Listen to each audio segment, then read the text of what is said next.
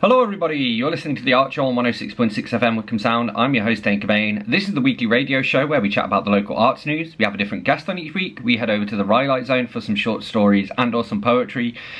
We catch up with Twangling Jack Ford over in the Oak Shed for a weekly album review, and we play local, unsigned and or independent music. As always, you can find us on Facebook. If you search for The Art Show on Wickham Sound, you should be able to find us. You can reach out to me here at the studio on dane.cobain@wickhamsound.org.uk. That's dane.cobain@wickhamsound.org.uk. And you can listen to us again. We're repeated on Monday nights on Wickham Sound. We're on the Wickham Sound Listen Again, iTunes, Spotify, and wherever else you get your podcasts.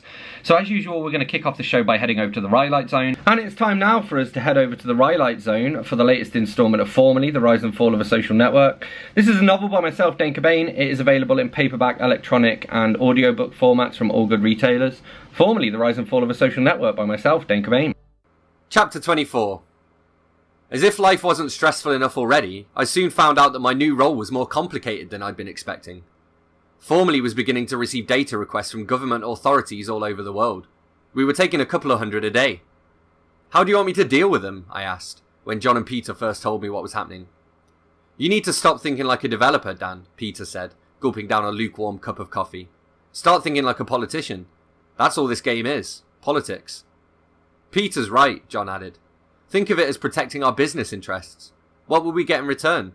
We give nothing away for free unless their local law forces us to." "What do I know about local law?" I laughed. "I don't even understand the law in the US."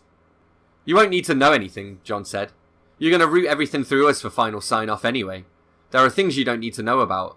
Deals were made with certain authorities to share data to gain allies for Formerly."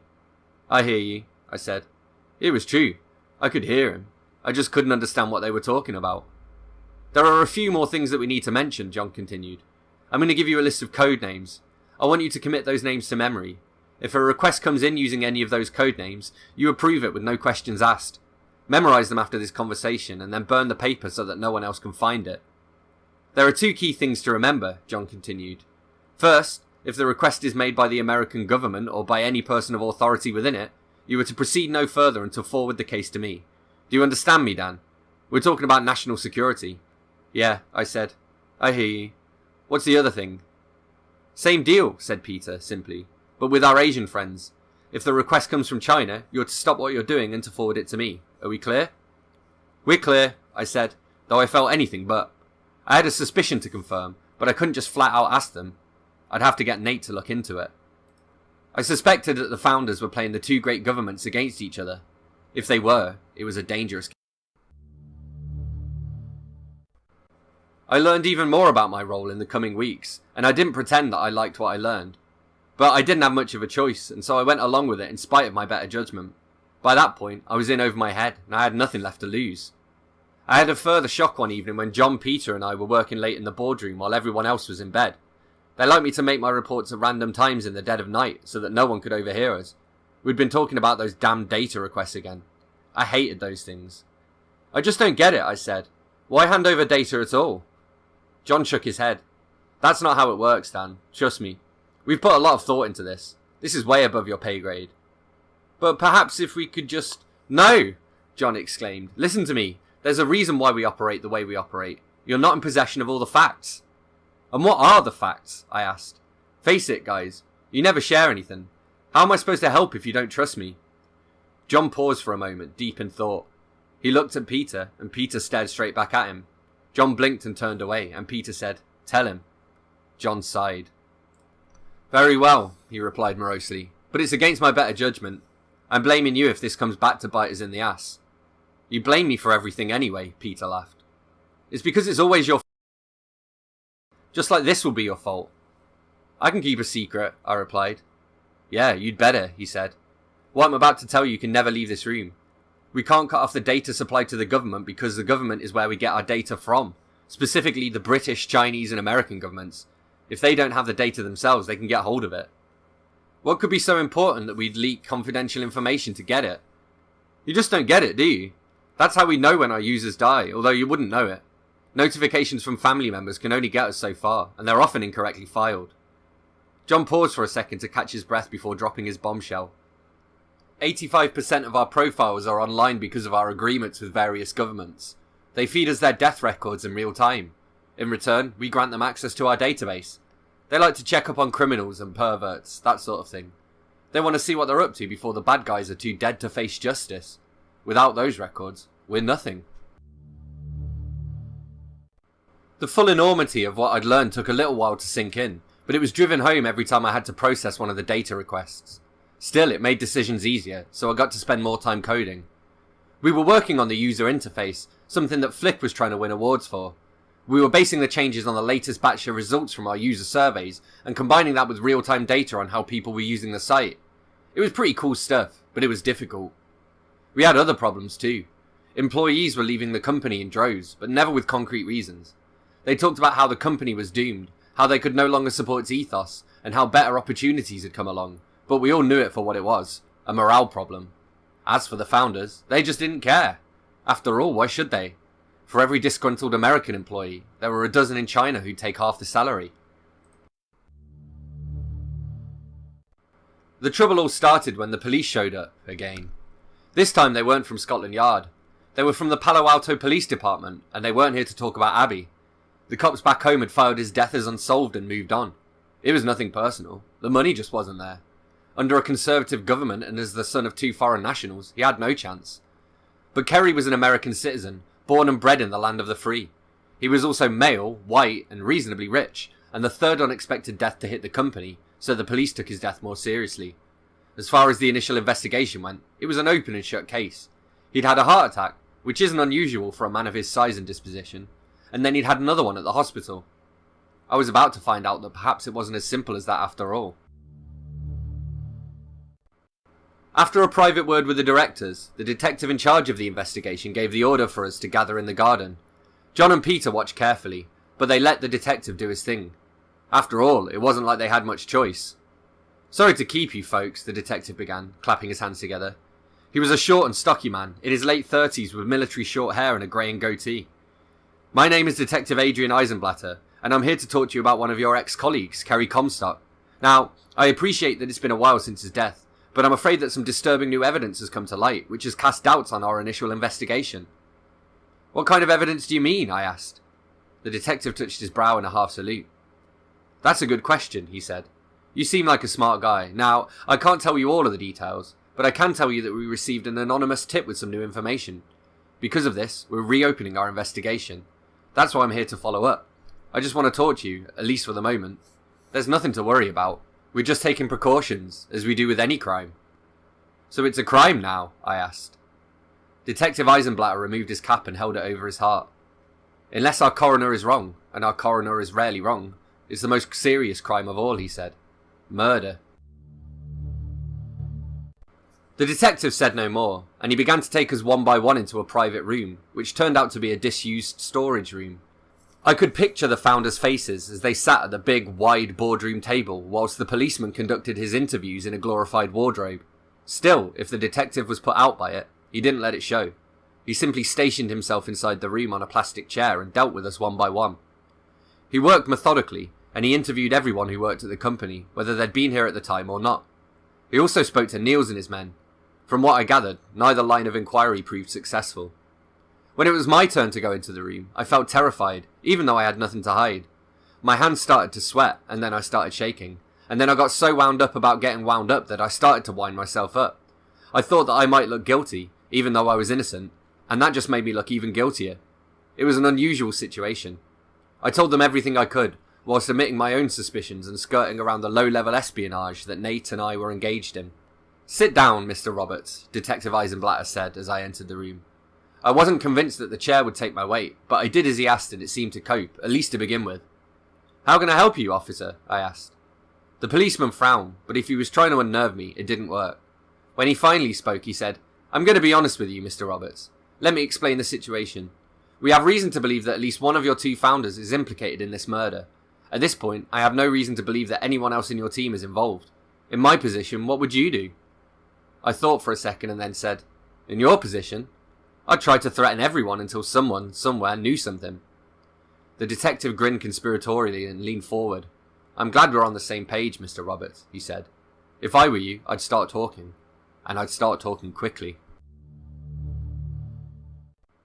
Detective Eisenblatter learned nothing from me, but I swear he was smiling when I left. I wanted to talk to Flick, but she was still keeping her distance. The policeman left that afternoon, so I guess he got the information he was looking for. What he didn't realise was that his visit had an unexpected consequence. It came in the form of a note from Nate, which he handed to me when I bumped into him in the bathroom. It simply said, "Usual place, 10:15. Still, I knew what he meant, so I kept my head down, nailed a couple of bug reports, drank a dozen cups of coffee, and eventually, at about 9:30, I left the office and hopped into my Tesla. I arrived at the coffee shop early, so I ordered a cappuccino and sat down in my usual place. I was used to waiting. Hell, life's a wait when you look at it. So I didn't think twice when I finished my drink and checked the time on my phone. I ordered myself another coffee, pulled a book out of my rucksack and waited for Nate to arrive. I waited there until closing time, but Nate didn't show. He also didn't come to work the following day or the day after that. Nobody else seemed to notice, but I sure did. After that, it was the weekend, and then he didn't show up on the Monday or the Tuesday. And then on the Wednesday, Detective Eisenblatter paid us another visit, but this time he only wanted to speak to the founders. But that didn't stop him from giving us the lowdown before he marched the boys away to the private room, which they were no longer laughing at now that they were sitting down inside it.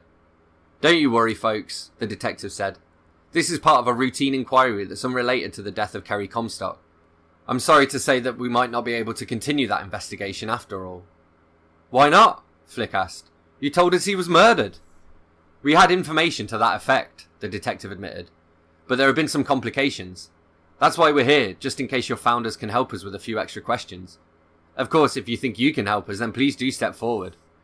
He paused for a second and looked around at us, a ragtag group of coders with a mission to change the world.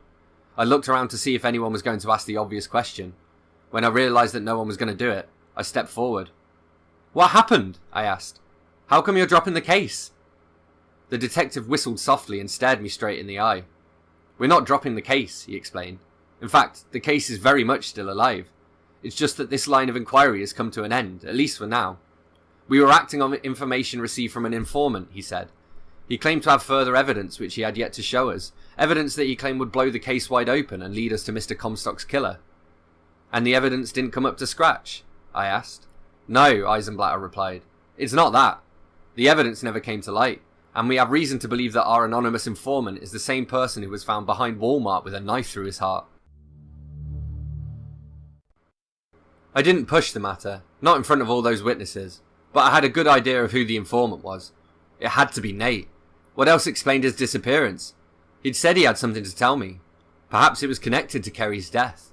And if it was to do with Kerry's death, then perhaps Kerry's killer was still on the prowl, trying to cover up their tracks.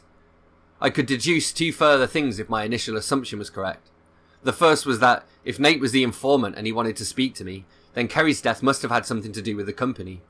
The second was that if someone was prepared to kill to keep things quiet, I could be in danger.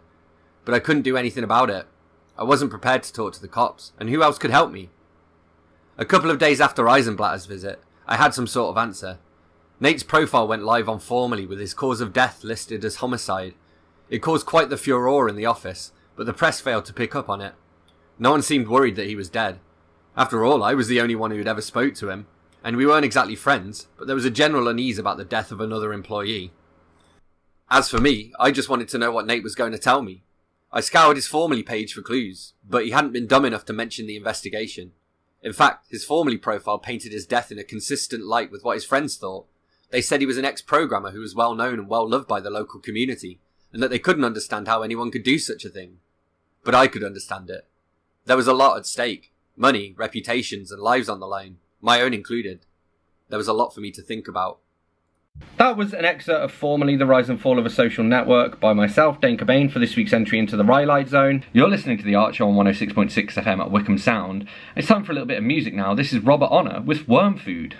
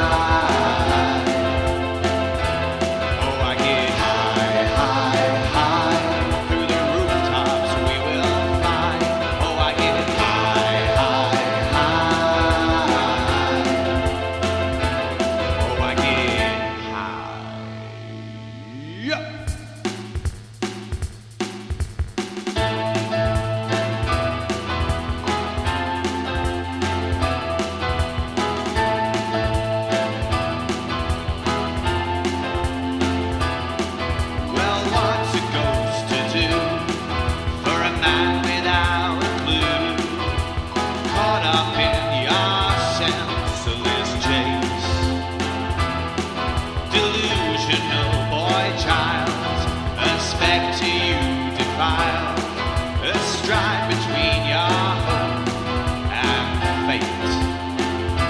Oh, I get high, high, high, then I hang my head and cry. Oh, I get high, high, high. Oh, I get high, high, high. I'm not being to mention this time. Oh, I get high, high, high.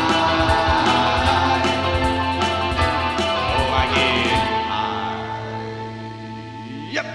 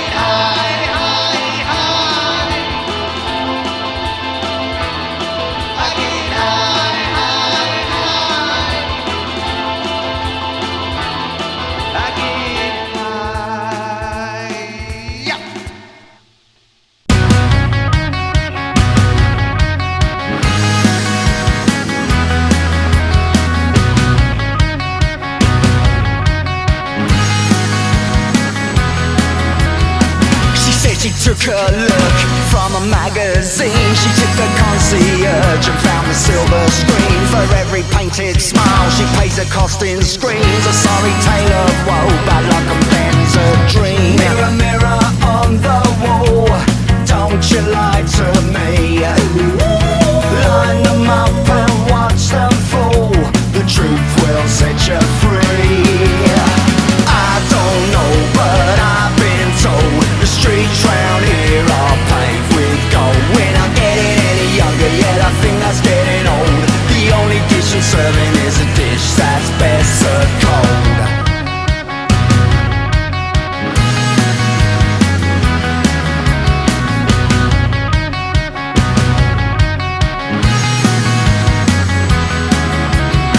And now she said she's looking for another way to blur the lines again and keep the wolf at bay. She knows she ought to leave, but something makes her stay. A sorry tale of woe with such a price to pay. Mirror, mirror on the wall, don't you lie to me.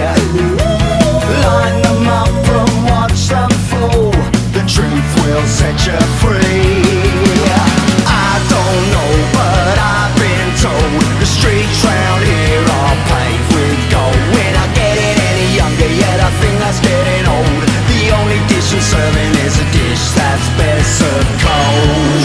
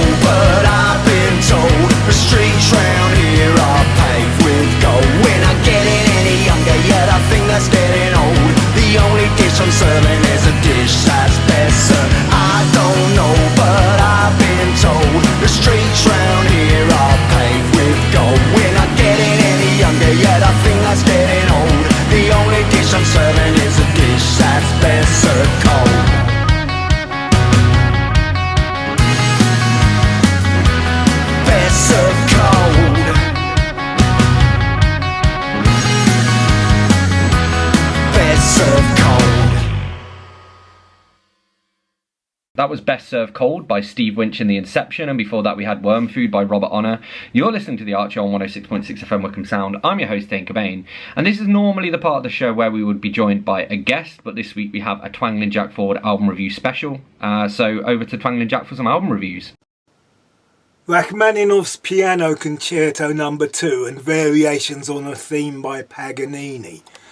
Performed by Vladimir Ashkenazy and the London Symphony Orchestra conducted by Andrei Previn. Which means at least they were all the right notes. Let's face it, a lot of classical music is dead boring. Brahms will send you to sleep, even the bits that aren't a lullaby. All those strings can just sound like an elaborate buzzing noise. There is so much music available in so many styles that to study one piece looking for subtleties might mean missing whole genres. These two pieces by Rachmaninoff both hit the ground running. The symphony has a big melody that was borrowed by Eric Carmen for the song All By Myself. It has big sweeping strings that could be 1,000 film themes, underneath which a solo piano plays thrilling solos, just like a rock band's lead instrument. Rachmaninoff wrote his Variations in 1934.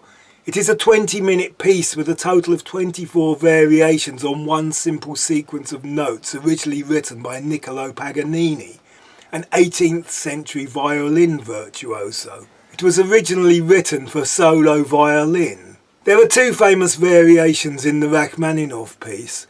It starts with the very mechanical variation, which was later adapted by Andrew Lloyd Webber and recorded by his brother Julian, and became the theme to the South Bank show. Emotions, both good and bad, can be triggered by all kinds of things. Words, smells, sounds, etc. For me, a certain cascade of notes always makes me well up. Unusually, it is a falling sequence of notes. It occurs in Rachmaninoff's Variation No. 18 and the variations that follow it. And it has been used quite a lot in popular music. One of my favourite reinterpretations is If I Had You by the Corgis, which actually credits Rachmaninoff as a co-writer. It is the best known of the Rachmaninoff variations, often being included as a standalone piece on classical compilations. This particular variation was created by turning the notation for the original theme upside down and making a few alterations. It moves me every time I hear it, like Born to Run, or Like a Rolling Stone, or Surf's Up. The other thing that stimulates my pleasure sensors like a cold finger running up my spine is the musical technique known as rubato. Rubato is that thing that piano players do when they slightly alter the timing of a piece. It translates to borrowed time, the idea being that you slow down a bit and then you catch up.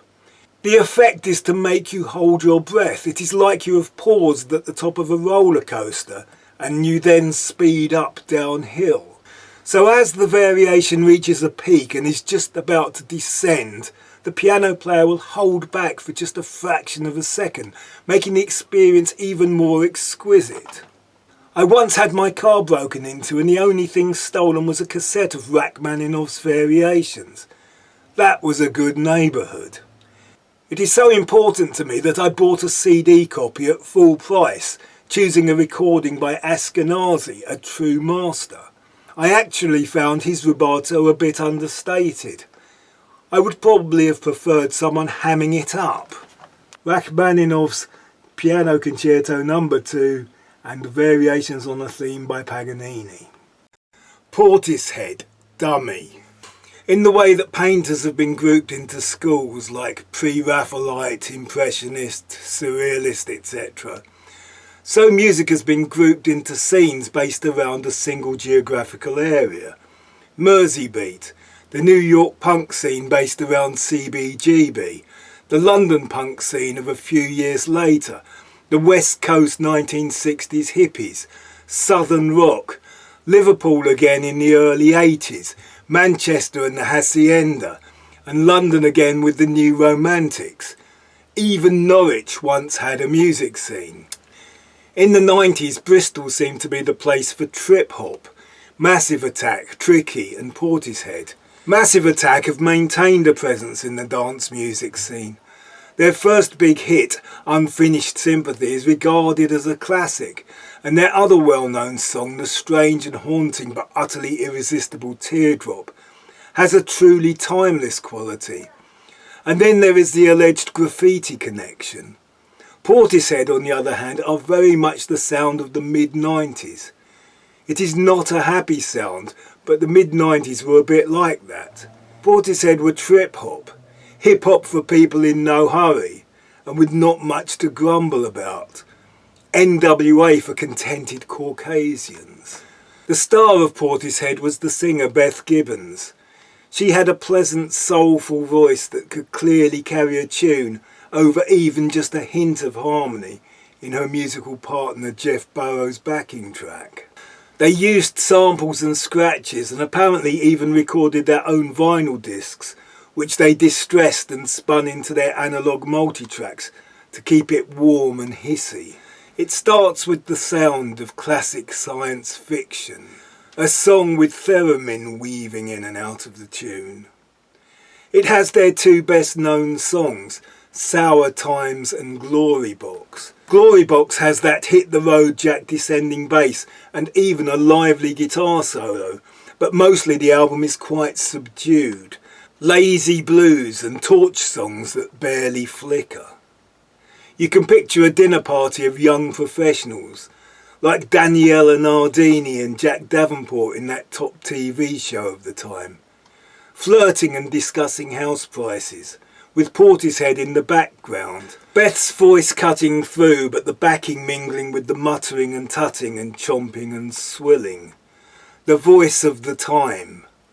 The Sade of the 90s. Portishead, Dummy. You're listening to The Archer on 106.6 FM Wickham Sound. I'm your host, Dane Cobain. We're having a Twangling Jack Ford album review special today, and this is Humans Can't Reboot with Emotional Warning.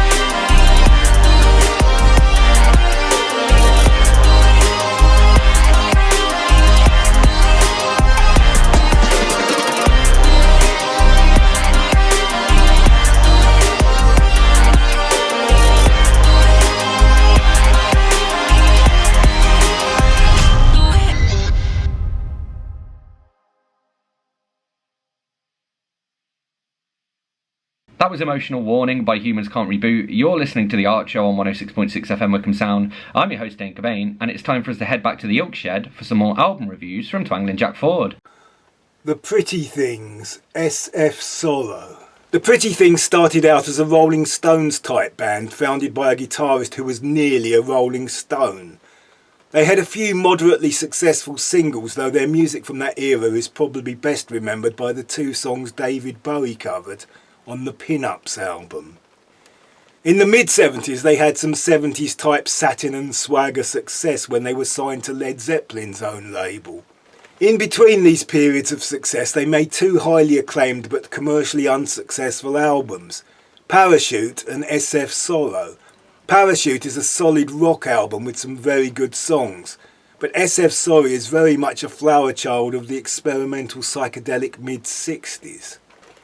SF Sorrow has a claim to being the first concept album predating The Who's Tommy. It tells the life story of the eponymous character with the opening track announcing his birth. He goes on to suffer tragedy, meets up with a dodgy witch doctor type, looks inside himself and ends up the loneliest man alive. There are some similarities to Tommy, like the birth song, some pinball wizard type acoustic strumming and an acidy type trippy section. But by the time of recording Tommy, The Who were over psychedelia. Really, The Who's psychedelic masterpiece was their previous album Sellout, and they had first attempted something operatic on the album before that. SF Sorrow does not have the gut-wrenching emotional heft of Tommy.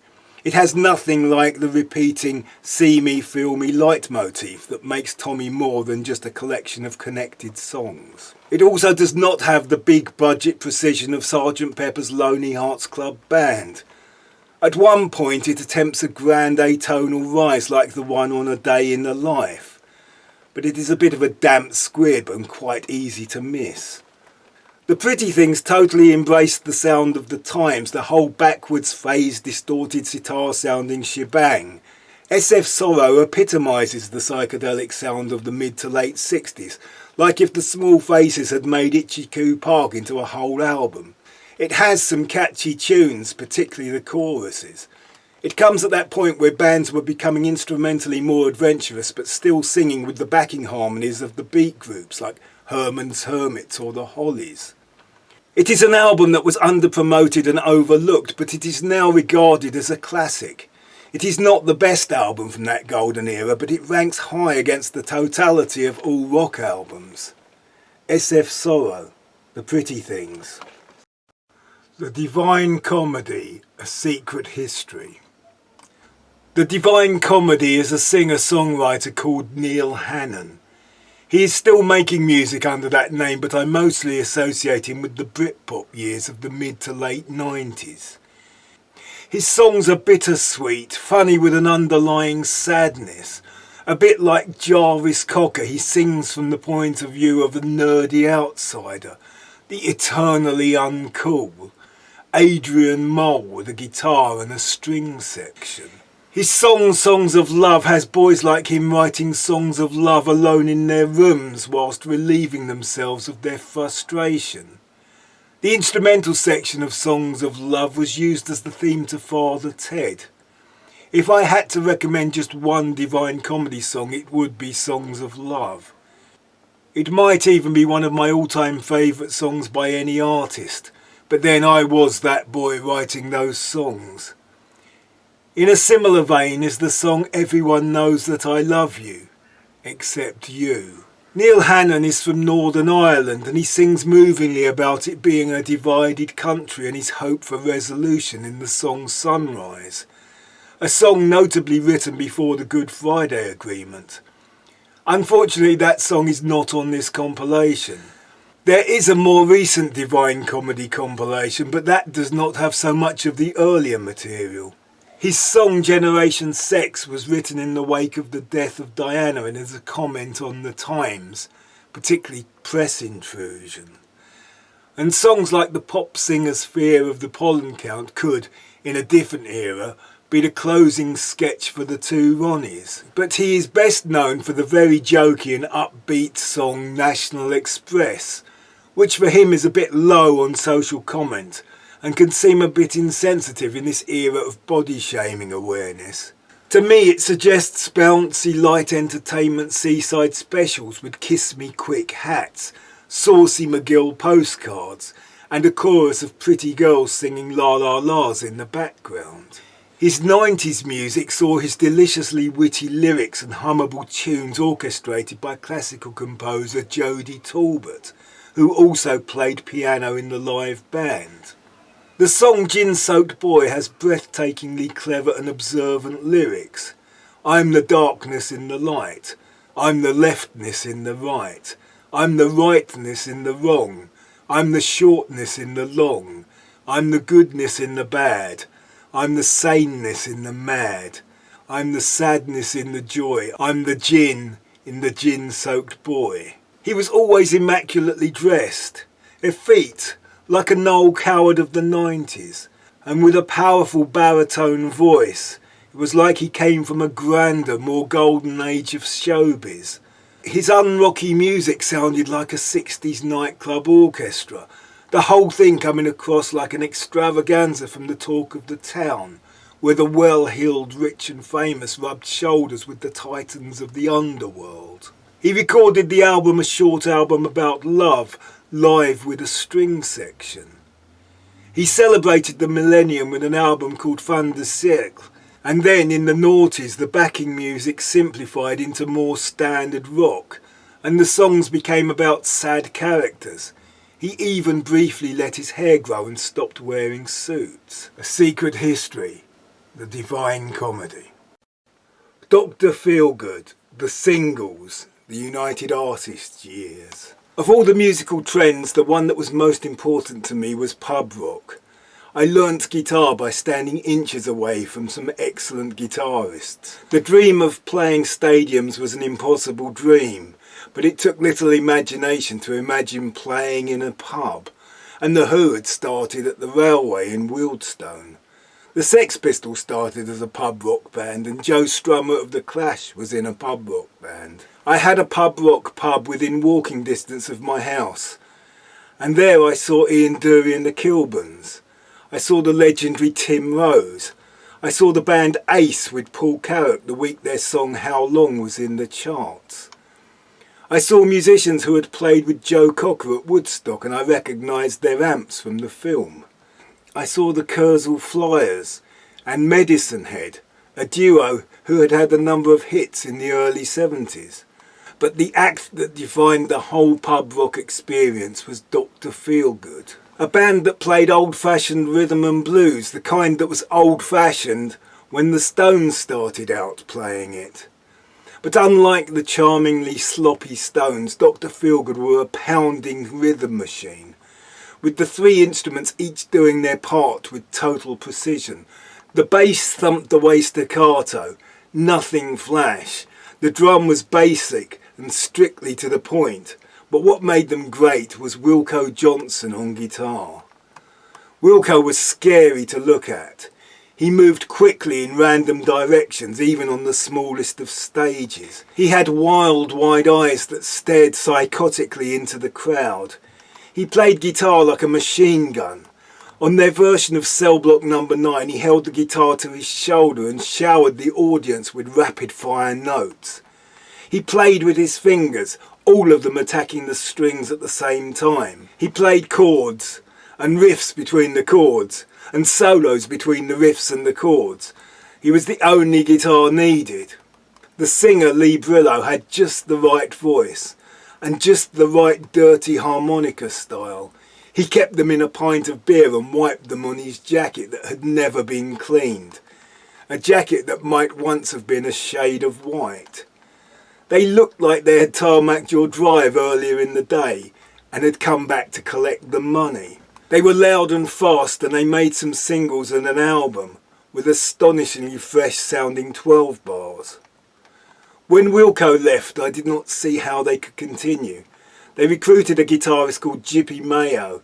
He was a more conventional guitarist, and you can hear on the recordings that the guitars are multi-tracked. However, they did have a big hit with Milk and Alcohol. It all started to go downhill when Mayo left, and they recruited a guitarist about town called Johnny Guitar. I was once briefly the sound man at the 12 Bar Club in Denmark Street, and I once did sound there for a Johnny Guitar solo gig. After the gig he told me there had been rumours that he had played the guitar parts on the Sex Pistols records. Rumours he had never denied. I asked if these rumours were true, and he just gave me a knowing look. As with most music that strays too far into the 80s, the only bad track on this compilation is an overproduced version of See You Later Alligator that has awful synth horns on it. Dr. Feelgood, The Singles, The United Artist Years. Big thank you to Twangling Jack Ford for this week's album reviews. You're listening to The Art Show on 106.6 FM Wickham Sound. I'm your host Dane Cobain, and this is Carrot by Maz Manzini.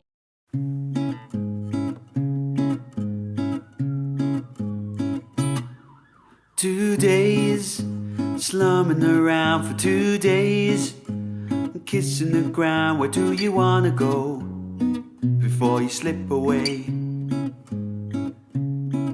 3 days, supping the grog for 3 days, hanging around. Where do you wanna go before you slip away?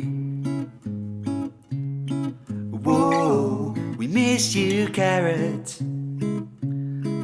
Whoa, won't you come back, Carrot? Whoa, we miss you, Carrot. Whoa, won't you come back, Carrot?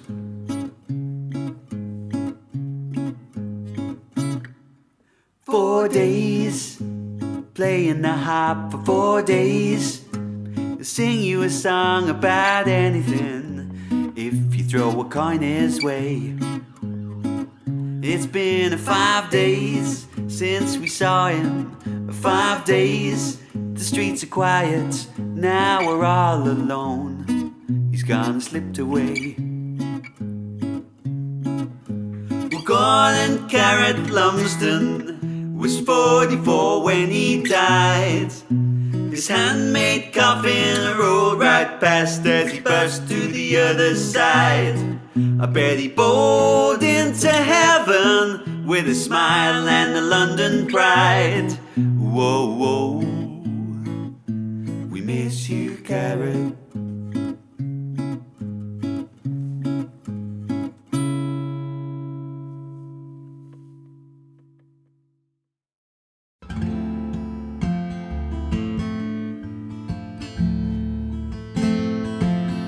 It's the state of the flowers. That's what's getting me down. Dying in dry vases, then stuck out in the ground. And he's buying the supermarket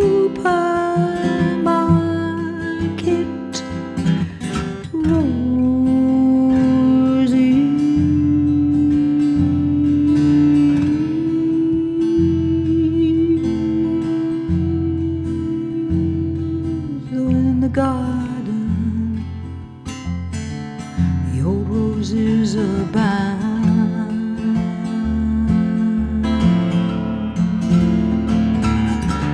Strange for a man who could always plant a border. Now it's dead stalks in dead straight rows, straight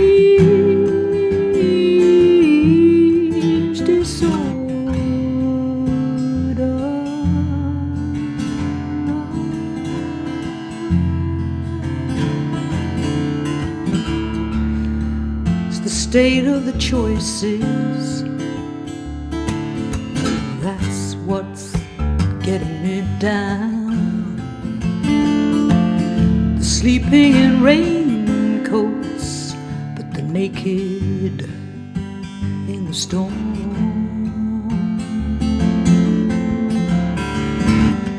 And he's buying cellophane wrapped flowers from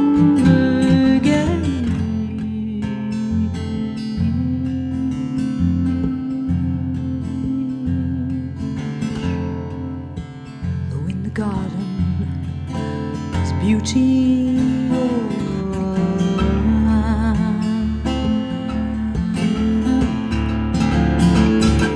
Strange for a lady who carried cornflowers in her arms to bring the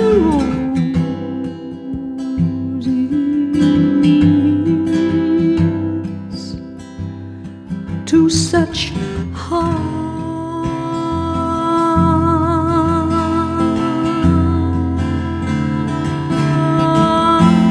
It's the state of the flowers that's what's getting me down. Dying on the table and stuck out in the background. And he's buying the supermarket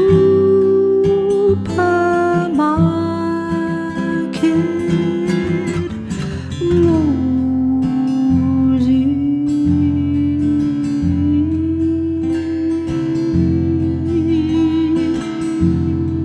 Oh, in the garden, the old roses abound. And he's buying those flowers from the gallery.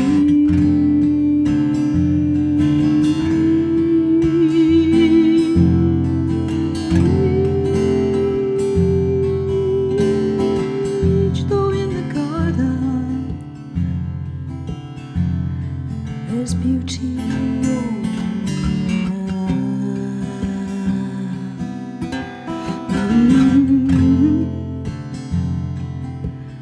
all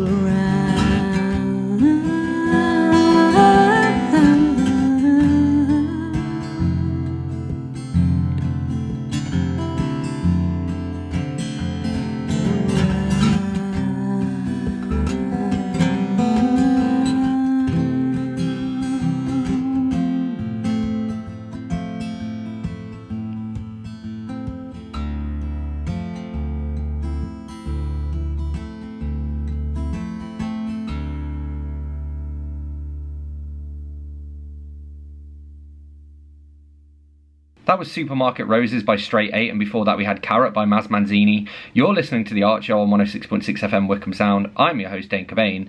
This is the part of the show where we would normally catch up with Twangling Jack Ford in the Oak Shed for a weekly album review, but this week has been an album review special, so instead we're going to cut straight to the reminders. As always, you can email me here at the studio on dane.cobain@wickhamsound.org.uk. That's dane.cobain@wickhamsound.org.uk.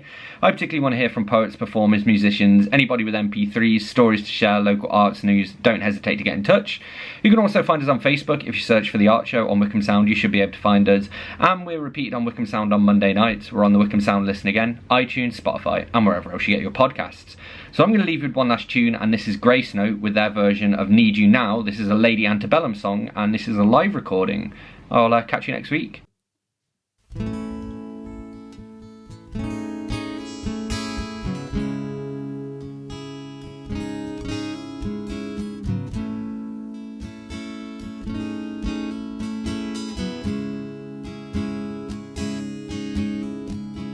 Picture perfect memories gathered all around the floor, searching for the phone 'cause I can't find it anymore. And I wonder if I ever cross your mind. For me it happens all the time. It's a quarter after one, I'm all alone and I need you now. Said I wouldn't come but I lost all control and I need you now. And I don't know how I can do without, I just need you now.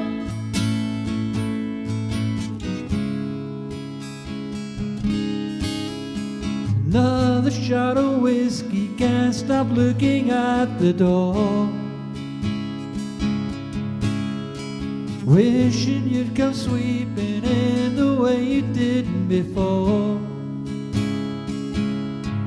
And I wonder if I ever cross your mind. For me it happens all the time. It's a quarter after 1, I'm a little drunk and I need you now. Said I wouldn't come but I lost all control and I need you now. And I don't know how I can do without, I just need you now.